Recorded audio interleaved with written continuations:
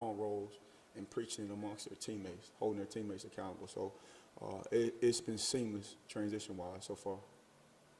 What was that moment like for you when you found out that you were going to be promoted to wide receivers coach? It was good. I feel like I still haven't come down from it. We kind of been, 90 miles an hour since then. So, man, honestly, the biggest thing that I took from that was the kids and their reaction, right? That gave me a ton of joy knowing that those guys had that confidence in me, and they were going to bat for me, wanting me to be their guy. That was the most fulfilling part of it all. So I still hadn't come down from it. If you talk to me in June, once things slow down, I'll probably have an answer for you. One more question for you. Do you still talk to Coach Burns? Do you pick his brain about, what it's like to be a wide receivers coach? I do. I talk to him for one because he's a friend. He did a great job helping me be groomed last year. We obviously talk football, bounce some ideas off. A lot of my conversations with him are life conversations. Who we are at the core is similar, and I think we do a great job of staying in touch and pouring into each other that way. So I talk to him about once a week. Austin and Vince. Kelsey, how do you take, maybe some things you learn from Cody, things you learn from other coaches, and then also try to do things, the way you like to do them in a new room where, the only thing that changed was Cody. I mean, you just kind of slid into that role. How do you make it your room? Absolutely. I think no matter where you are or who you're around, you kind of learn something from everybody. I think there's a duality in that. Like, you always have to be yourself also.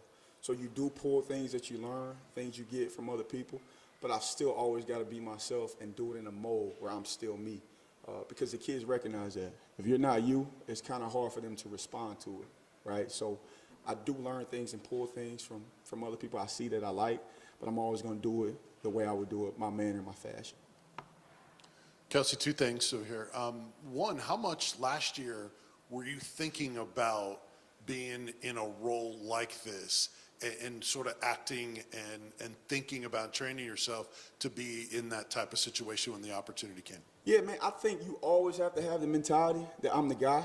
Coach Hype does a good job of putting systems in place where everybody is adding value in recruiting, when we're teaching on the field, when we're building our players personally. Like, you have to be able to add value. So in order to do that, you have to take on the role like, hey, I'm the receivers coach. It's no different than what we teach the players next man up. Like, as soon as I'm not preparing like I'm that guy, when that opportunity comes, I'm not going to be ready. So the entire time, I'm not knowing this is going to come, obviously, but I'm preparing that way, and now I'm giving the kids the most that I can. Like, I'm able to add value and help them in any realm that I'm able to.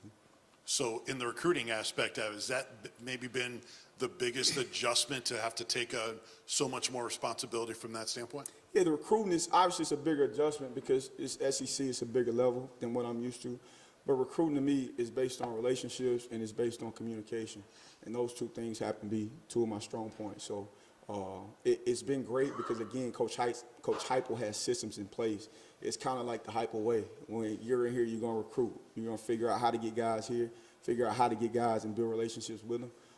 And then it's just being more intentional with the relationship piece and then the communication piece. Yes, sir. Eric in the back and Jay. Yeah, what have you seen from Jalen Hyatt this spring compared to last spring and in the fall? What steps is he taking to kind of get better? Man, Jalen has done a great job of changing his body for one. He's about 180 right now. He's doing a great job of embracing physicality. I think he kind of saw himself in high school and younger years as a speed guy. We talked even before I got the role about him embracing physicality and bringing that part of his game out. He's done a great job of embracing that. I think mentally off the field, he's taking a huge jump. He's in the building 24 hours. A lot of times I'm leaving late at night and he's either pulling off or about to walk out of the building as well. So he's done a great job of buying in and it's consistent, right? Regardless of what result he's getting at practice week to week, whether he's having a great day or he's having an average day, he's in the building, he's staying consistent. I think he truly understands the process right now, so like where he is. Coach Bob. Yeah, on Jalen again, is he a guy that is going to play a little bit of slot, a little bit of outside? Is he a guy you can move around right now? Yeah, you know, your guys that are able to do things and add value, you got to find ways to put them everywhere. He obviously has played outside before in high school. He's obviously played slot before with us. So we're going to do a good job of getting him in different spots. And he's picked that up well. He's cross-trained well. With earlier this spring, Coach Golish talked about the adjustment you've had to make in terms of scheduling, like getting here earlier and, you know, having to factor in recruiting and everything. What's it been like just with the adjustment with your daily schedule, having to go out late and just like the different things you've seen there? And then who are some of the coaches that you've relied on just trying to help bring you along in this new role? Okay, that's a good question. I may ask you that second one when I answer the first one again.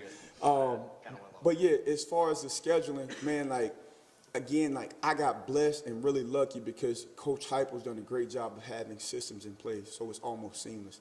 He's got set times aside for us during the day that, hey, this is allotted for recruiting. He's got set times aside for us to get with players. Like, he's done a great job of having systems in place already, and it's been seamless, right? I'm just more intentional with our guys, right, because it's a bigger group. I got a bigger responsibility, but those systems have been super helpful. Ask me your second question again. Sorry, Coach Golish mentioned that, you know, he and a couple of the other guys have, Yeah, have kind of taken mentors. you under their wings. Yeah. So obviously everybody on staff's great. Lean on Coach Golish a lot, Coach Heupel a lot. Coach Ellaby and Coach Halsey have both been great. Their wives have been great. It's crazy because the day I got it, I go home and I'm getting married next year. My fiance, she's talking about all the wives called her. They're getting her contacts to realtors and things like that. And I'm like, I didn't know we were moving, but I do appreciate the help. But it goes to show the culture here, man. Like, everybody's willing to give a hand. Everybody wants to see you be successful. And again, I feel super lucky and super blessed to be around people like that in this position. Kelsey, just what have you seen from the young receivers? You've got 4 of them this semester. Just what's it been like trying to get those guys ready for the season? Man, those guys have been extremely awesome. We've created a culture where guys want to be in the building. Those 4 young guys, Cam Miller, Chaz Nimrod, Squirrel White, and Caleb Webb, have been great. Like, they're always in the building. They always want to learn. The game is starting to slow down. We're at that point in spring where slowing down is not moving as fast for them. And you're able to see those guys make plays and really who they are. They've embraced their culture and really come in here and done the work.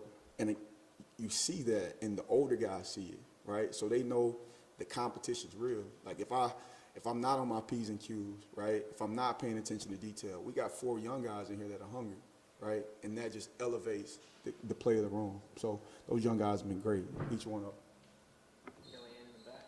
Hey, Coach, you talked about taking things from other coaches that you learned and incorporating it in your new position, but also adding your own personal touch.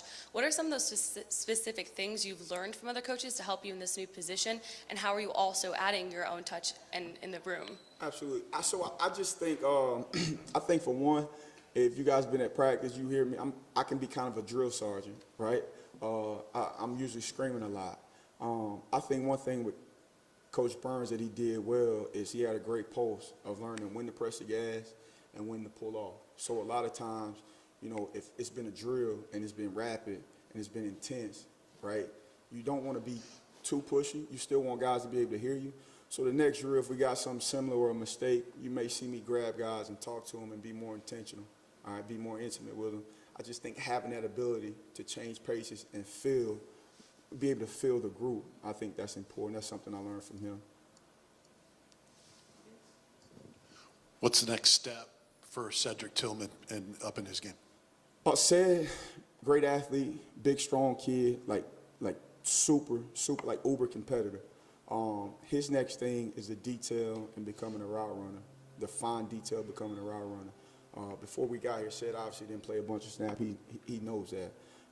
So really coming into the offseason, it's a lot of detail work at the top of the routes and releases for him to become a complete receiver, all right, and truly be able to get open and separate against any coverage, any kind of leverage.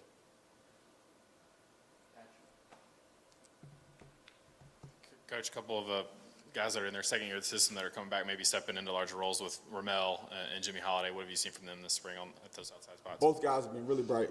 Both guys have been bright spots. Both guys playing outside. Jimmy Holiday, he was a core special teams guy. He's done a good job of embracing his role on offense. He showed up and made a lot of good plays. He's a guy that played quarterback in high school, so he has the intellect piece.